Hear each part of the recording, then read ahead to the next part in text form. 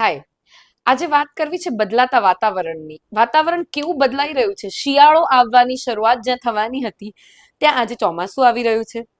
અને આ કેમ થઈ રહ્યું છે ખબર છે? આ બધાના માટે જવાબદાર છે ક્લાઇમેટ ચેન્જ. અને ક્લાઇમેટ ચેન્જના જવાબદાર છીએ આપણે માણસો.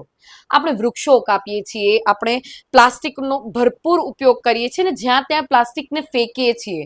આ બધાનું જ પરિણામ છે ક્લાઇમેટ ચેન્જ. આ ક્લાઇમેટ ચેન્જ થઈ રહ્યું છે એટલે જ આજે કોઈ પણ સમય કોઈ પણ ઋતુઓ આવી રહી છે. આજે સૌથી વધારે કોઈ નિરાશ હોય તો આપણા ખેડૂતો છે. ખેડૂત મિત્રોને ખૂબ તકલીફ પડી રહી છે કે જ્યારે આજે કમોસમી વરસાદ થઈ રહ્યો છે ત્યારે એમના પાક બળી રહ્યા છે, ઘણું બધું એમનું નષ્ટ થઈ રહ્યું છે. ત્યારે આપણે બધા તો સામાન્ય લોકો તો જે ઘરોમાં બેઠા છે ને એ બધાને તકલીફ નથી.